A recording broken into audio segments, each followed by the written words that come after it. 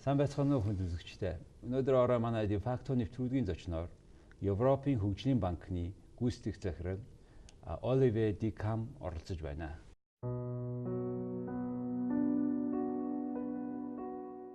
Европын Сэргээн Босголт хөгжлийн банкны Турк, Зүүн Европ, Кавказ, Төв Аз хариуцсан захирал. Олон улсын корпорацийн санхүү хөгжлийн бодлогын чиглэлээр 35 жил гаруй ажилтан туршлагатай.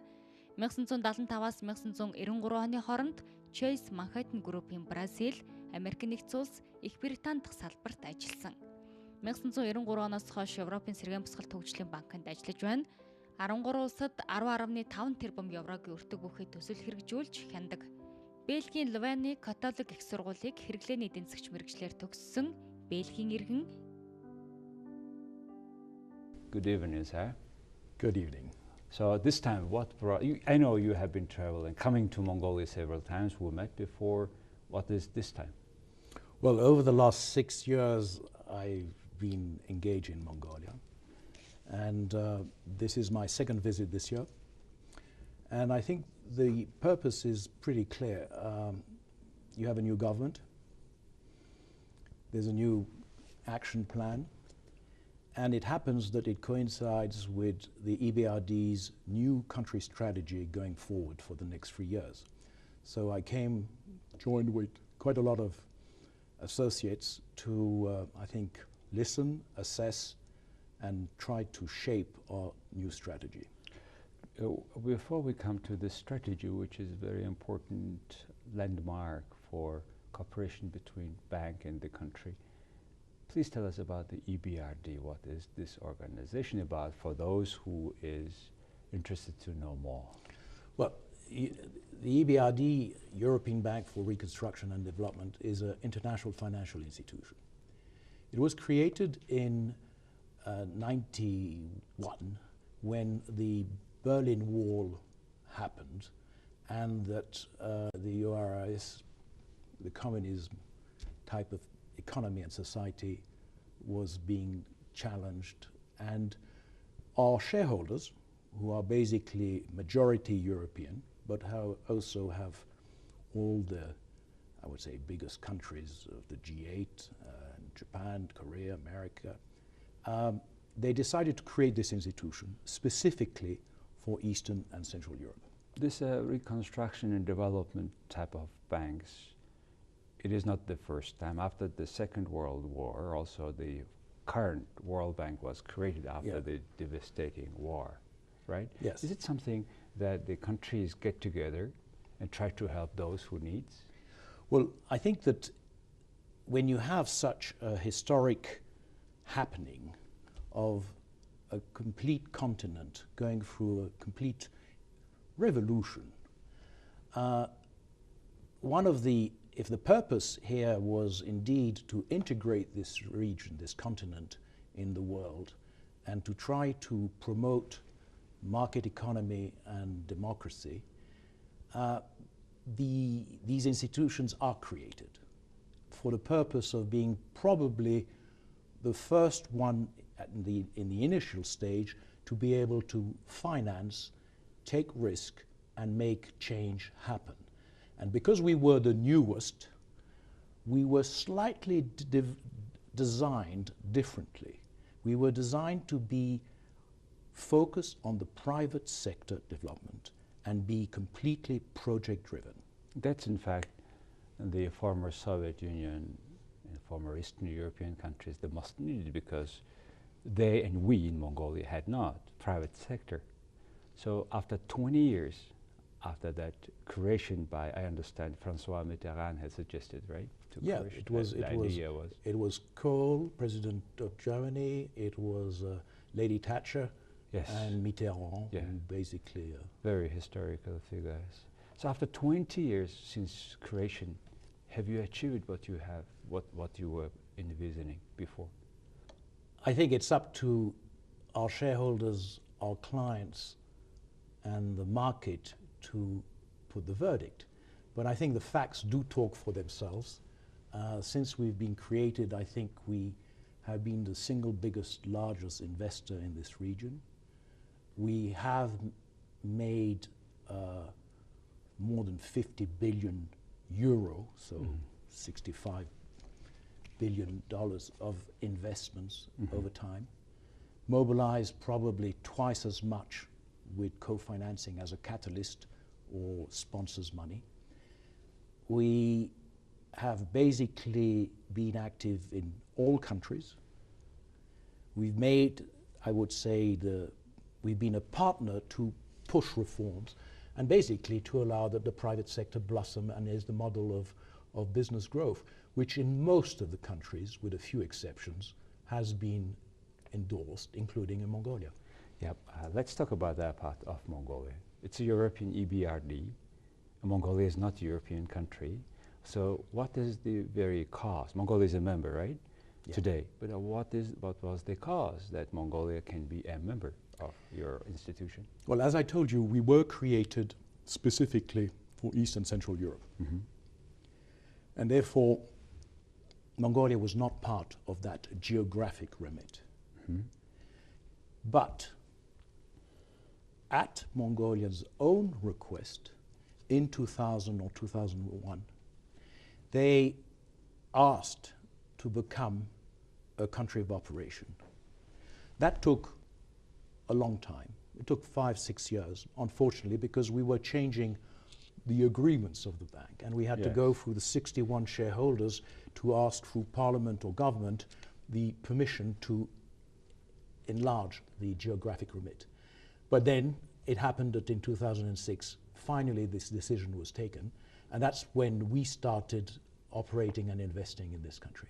Yeah, I was a part of that team who requested you to come when I was working for the government as a head of Board of Foreign Direct Investment. And I have seen several benefits that other former Soviet or Eastern European countries were receiving from cooperation with you. So I mean, personally, I'm very happy that you are here, and you are already, what, about 6-7 years in operation in Mongolia? Well, 6 years, and to date, we are by far, I think, the single largest investor in the private sector. Just to give you a few figures, we probably are close to $900 million of our own money invested. By the end of the year, it would be $1 billion. This is roughly 45 projects to date and 50 by year end. We will have mobilized another $1.5 billion. 100% private, 100%, 95% with Mongolian-owned entrepreneurs. That's in fact makes you, your bank, completely different and most welcoming for private sector. And there are certain requirements, right? You don't go to every private company who requests loan, which is coming with lower interest rate relatively for particular Mongolia, if you compare with Mongolian market. What does it take to have your loan or cooperation with your institutions for a Mongolian private company? Well, we are project driven, so we need a project, an investment, which has to have 3 or 4 basic standards. 1, it has to be commercially viable and therefore well managed. 2, it has to be adopting best practice in terms of transparency, financial statements, environmental standards. 3rd, it has to be owned by people with who we want to do business with, who meet certain criteria of examples, leading by example and being open and visionary. And 4th, we want not only to provide long-term money to help these projects, but we want to also help these investors or institutions, because we also invest with banks, to transform themselves and to have, I would say, transfer of know-how, technical assistance, and other forms of, I would say, strengthening of their own institutions. Well, that's what we are expecting, not only from a bank of your size and standard, but also supposedly from every foreign direct investment to the country. And you said, I mean, it is almost $1 billion, a huge investment to a private sector of this country. What is the particular project you would like to recall and share with us as a success story of the projects you have been working with Mongolia? It's difficult to single out because I think EBRD should be proud of every single project, even if sometimes they don't always succeed. But I can share with you, for example, that we were the pioneer of project finance for a wind farm in terms of power. We were the first backer, financier for a clean coal project. We have taken equity in some early equity in some large companies which ultimately, such as Energy Resource, floated on the Hong Kong Stock Exchange. And this morning, I just signed a small transaction with the leading retail private company in consumer electronics, BSB. BSB, And what will be the next? Because BSB is a non-brand for Mongolians. What will be next for BSB with your cooperation? Well, the idea is that this business, which was created 20 years, needed capacity expansion, new format of shopping, and therefore we've helped to finance basically the growth of the company for the next 2 or 3 years. New stores, and a new model of how they could, I would say, strengthen their business model. Does it mean that BSB will be able to be listed in a stock exchange in the That, country? I think, is up to the owner to decide, Okay. and when the growth and the size is worth it. We certainly invest. Most of our projects are long-term funding driven, but 1/5 of our investments, in fact, have been in equity.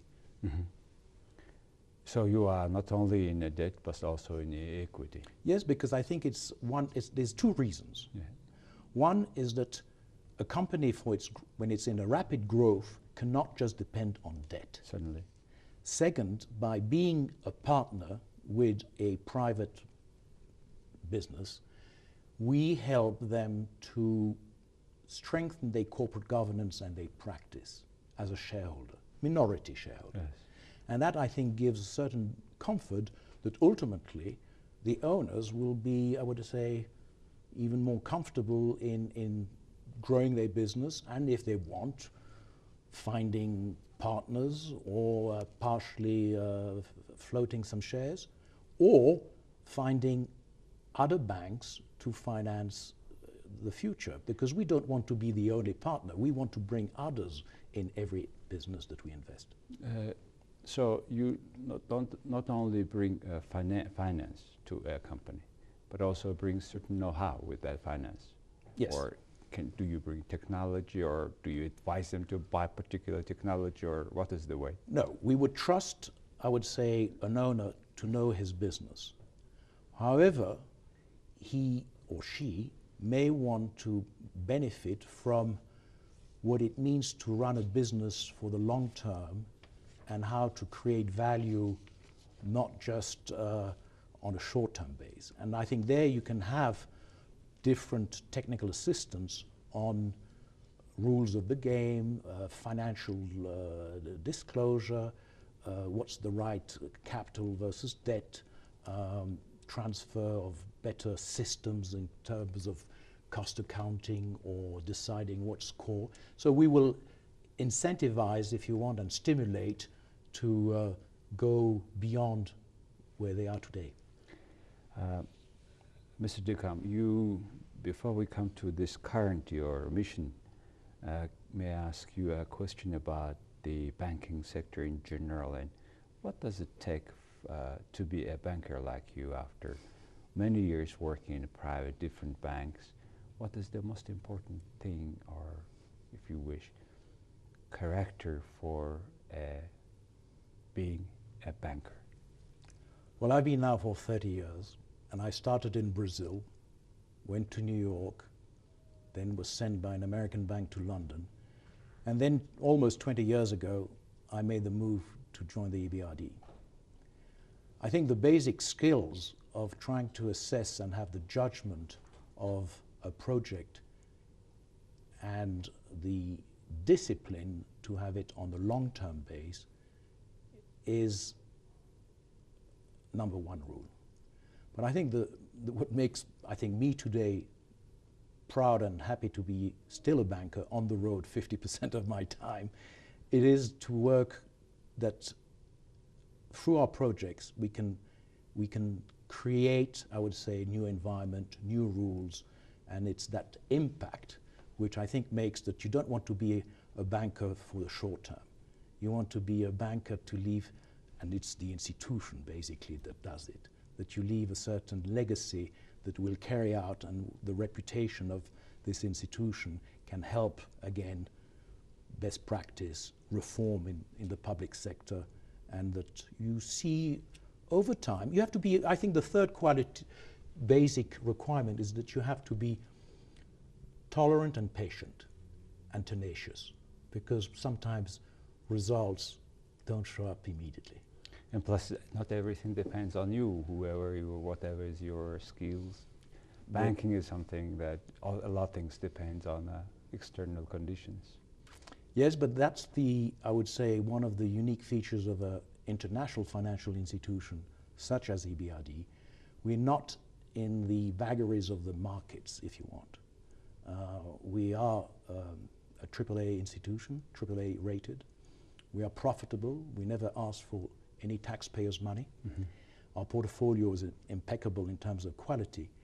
And we have to be there through good and bad times, because usually the financial system or the capital markets, they go through their cyclicality. Exactly. And their risk appetite or their business model changes. Ours, basically, we have to refine it. And in fact, when nobody else is there, we have to be the first one to continue. That's what everybody wants from their banker.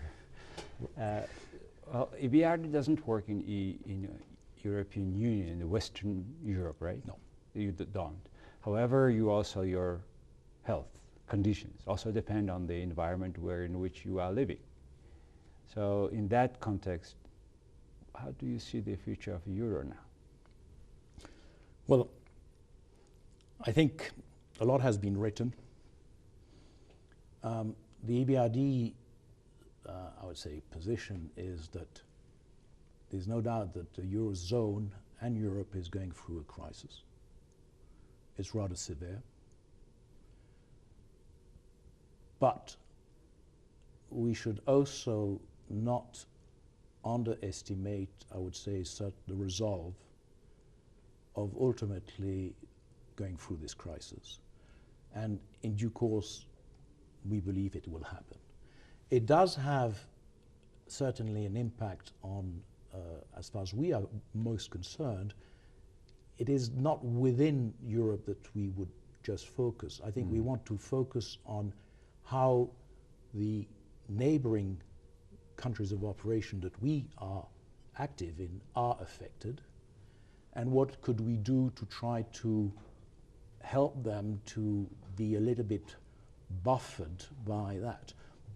Now, the further east you are from Europe, you may not have the issue of what's going on in Europe, but you may still be indirectly affected by the commodity price or by China or by other emerging market factors. Mm-hmm. Plus, I think capital, i.e. the flow of capital and the flow of foreign investment, in these circumstances, they are global, and therefore there is a reassessment ultimately of where people want to invest. So I think it goes beyond, I would say, a continent.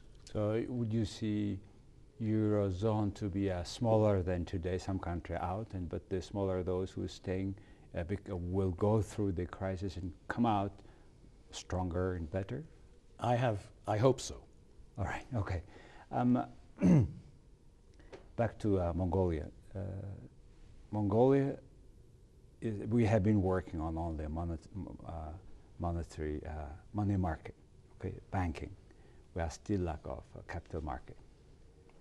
And I mean, when a country like Mongolia can be switched to or using to the second wing of the economy, the financial market, what does it take to have developed your capital market?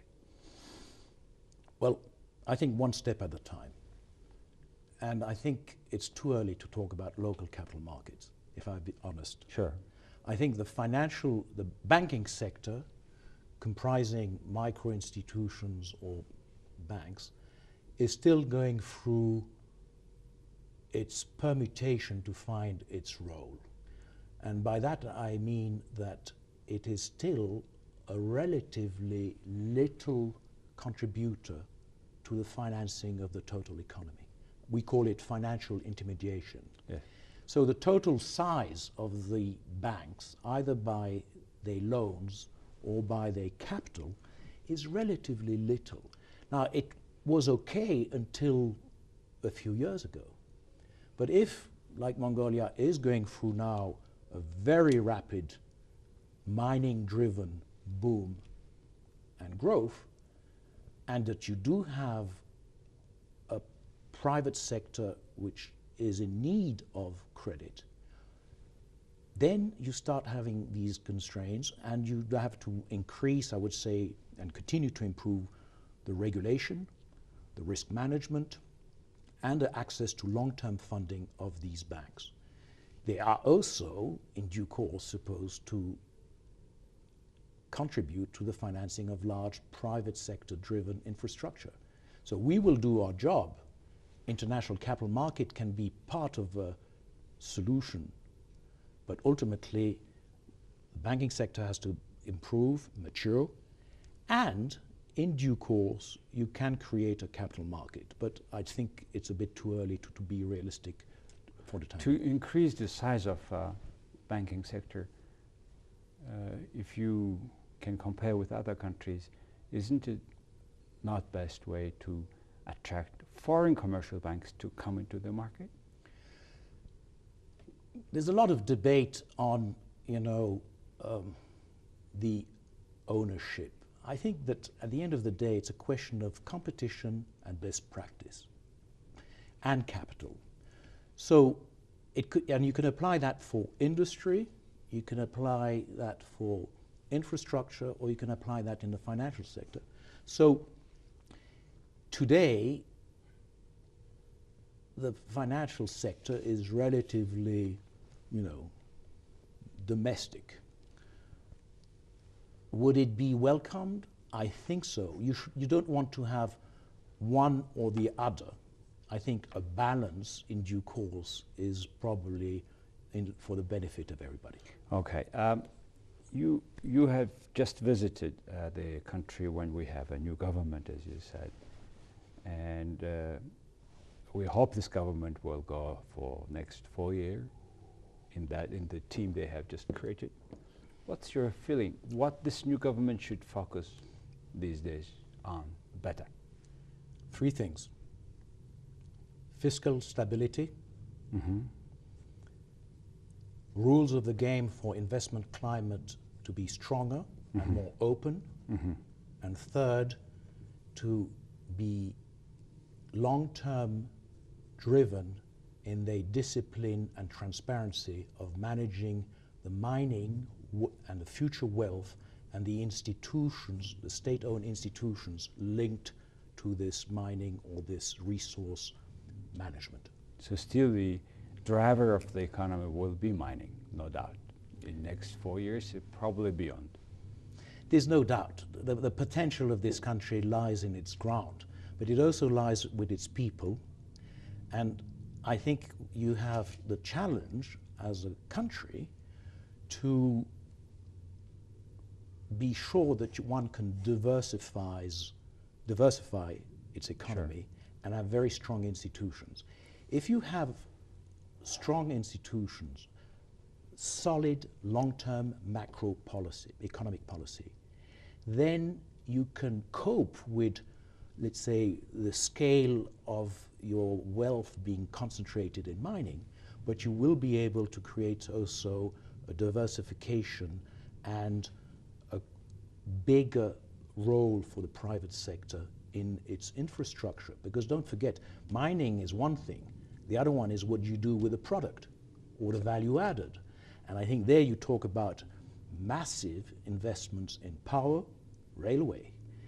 The government cannot do it on its own, cannot raise only bonds for that purpose. Exactly. It will have to create an environment where concessions, private public partnership, development banks such as us, ADB, IFC, can all contribute to make these projects long-term sustainable.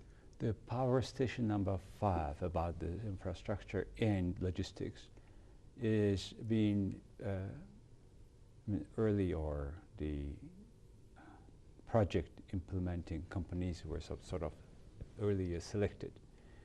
But still the infrastructure that supports that power station for steam, for transmission, all this infrastructure are to me not very much clear. What is your take on this issue? We're not yet, let's say, we are closely following this project. We've expressed an interest to support it in principle, but it's still early days. You have a consortium which has been identified. They have to come up with final negotiation scope and a project. And at that time, I'm sure that institutions like ours will be involved, and we will certainly look at the totality of a project. You cannot just look at the boiler room. You'll have to look at the whole. Yes, that's another concern of the people. And the environmental. I think there's certainly a huge demonstration to make this correctly, because you want to afford. I think the youngest power plant in this country is 20 years old. You want to have the best technology, most environmentally friendly, and most energy efficiency. So I'm sure that the success of this project it will be a milestone for the country's development. Yes, by all means. Speaking about this infrastructure, our new government is keep pushing, and now they even made, I think, working group the other day to fasten the large industrial project in Saint-Chand, where they have even agreed to issue some $1.5 billion bond by the government on the open market. I'm not sure it's the right time, etc. But a country like Mongolia, first of all, what is the role of the government for such a big project? Because government is working on our taxpayers' money, and why they should put all the money to a big project, or it's rather to be on the private sector. That's what we think of. Infrastructure sure can be and should be probably by the government. What is your take in comparing with other countries? I think top-down industrialization doesn't always work as planned. That's one. Two, you have to be, I would say, maybe creating a framework for a number of projects to happen, but you should not be the owner or an operator. And that means that you have to therefore to attract, I would say, operators, investors, and financiers. So is it something to look at? Yes. The way it's going to be done, the scale, and the timing, I think it's up for, obviously, the government to look at it carefully. Okay, very delicate way of putting the concerns. At the beginning, you said you are now completing one strategy period, and you are starting a new one. Are you happy with the achievement of the one which is finished? I think that our shareholders, and I think the government of Mongolia and the business community has said yes. We have been able, I think, to invest a significant amount. Think about it, within 6 years, to being able to deliver a number of more than 45 projects to date. diversification, because I think, as I told you, maybe 80% of the number of projects is non-mining. Mining represents a big ticket share of the volume, but we've managed to, I think, help some of the best local mining groups to grow, adopt clean technology, list. We've managed small entrepreneurs, the average transaction in the early days that we did with an owner of a manufacturing, pharmaceutical or whatever was 3, 4, 5 million. And I think that was, we were filling a gap or need. We didn't have too many mistakes. And in fact, therefore, we are well placed to go in a different category and scale of what is the value added of EBRD at a rather critical crossroad in Mongolia's development. You know, speaking about the environmental concerns, I have visited your UB office. I was surprised to see in English and in the Mongolian language, huge, independent, third-party made environmental assessment of every project you are coming into. Yeah. A very surprising and very nicely astonished approach. Tell us about that. Well, it goes back to, why we were created and the principles and standards that you asked what EBRD stands for. Environmental and social dimension of our projects is critical. It's at the essence. And for every stakeholder. It is absolutely one of the must-have in assessing and improving a project. Now, there are different projects which have different, I would say, scale of impact. Sure. And certainly the ones that are the most, I would say, visible and the most, I would say, you could say controversial for some members of society would be the big mining projects, because the big mining projects have not only an industrial environment, but they have an impact on the nature, the balance of societies or communities living next to transport.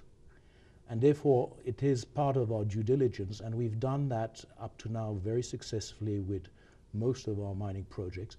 And it has to be in a transparent manner, and that's why you have these books, and that's why you also have a public open for public and a public consultation.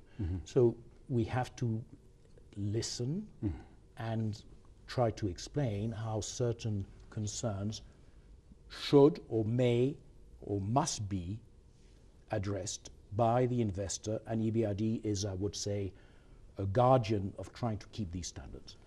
Will you be working with OT, finance in terms, and what is your, you have, at this time I understand you visited OT, and will you work as a part of financing institutions on that project? OT is one of the most visible projects in the world and for Mongolia. And it's by far the largest foreign direct investment to date. It is a project which is in its final phase of, I would say, initial startup. The amounts for external funding beyond what the shareholders, Rio Tinto and Turquoise Hill, have put requires long-term project finance of the scale of a few billions. EBRD has expressed an interest to be of use both to the government, who is a minority active shareholder for 34%, and to the sponsor, Rio Tinto.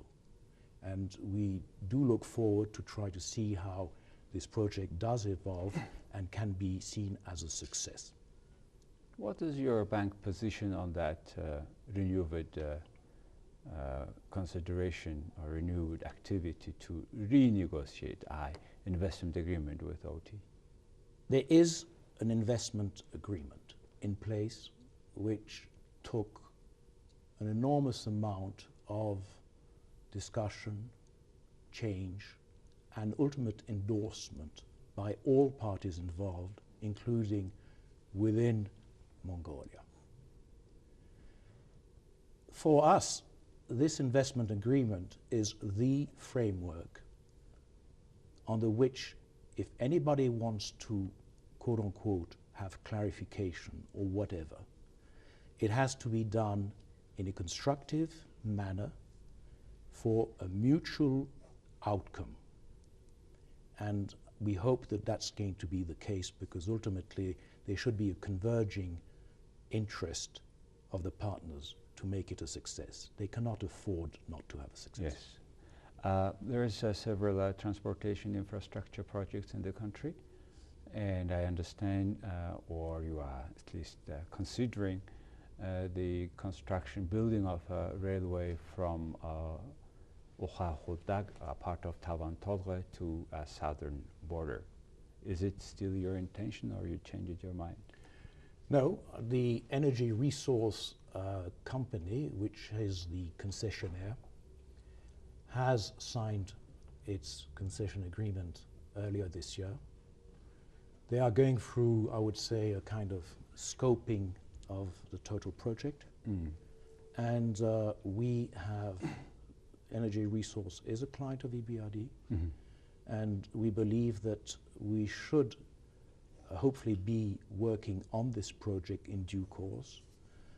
The rationale being beyond, I would say, this project, it is that we want to have examples of successful concessions in railway or in power. And it's critical for I would say, the competitiveness of the South Gobi with its links of its obvious major client. The last smallest question about infrastructure would be about water. Do you do any project related to water in this country for the Ulaanbaatar city? We, 18 months ago, have started working on two relatively small water projects in two municipalities in South Gobi. We are close to finalizing them. One of the purpose of my visit was also to continue to do business with the new government. Okay. And we did talk with several ministers to try to ensure that these relatively small projects, it's $18 million plus grants, can be a good example of the discipline and the know-how that EBRD approach in that. And then we'll see if we can do these two, we'll see what else we can. You just said about grants. There are altogether total grants that the technical assistance at your cost. How much you have done so far for this country? We mobilized $25 million over the last 5 years. Wow, it's an impressive figure. It is usually to help the feasibility study, probably, right? It is a combination, again, because we're not in the public sector except these two municipalities, yes. The majority of this technical assistance has been to help banks to be trained, new pieces of legislation, project improvements, if I may say so, taken by the private sector. So it's a combination. And also we've done a lot of, I would say, environmental assessment on certain of these mining projects, for example, which have been the beneficiary of improving, I would say, certain aspects of these projects. Oливе, you have been in a head of a team from EBRD, including your team in Ulaanbaatar, helping and working in Mongolia for quite some time, and you have been wonderful, doing a contribution to the economy, about $1 billion to a private sector so far. From now, say 2012, another 5 years, how do you see the picture of cooperation of EBRD in Mongolia? What's your vision from 5 years from now? I think it is it will be the result of a partnership which should be deepened and increased in terms of the size and the volume and the impact of its investments. It will depend a lot on the pace of reform and the stability of policies to be adopted. And there are some external factors that are not under the control of anybody. But the strategy, and in whatever 4 or 5 years, I would expect that we can be even more useful than we've been to date to Mongolia and its people. Well, that's, we hope certainly so, and thank you for being on my program, and thank you for ABRD for doing these wonderful jobs, which makes change in life of not only the private sector, but many Mongolians who are working there. It's my pleasure. Thank you, Mr. DeKam. Thank you. Thank you. Thank you very much.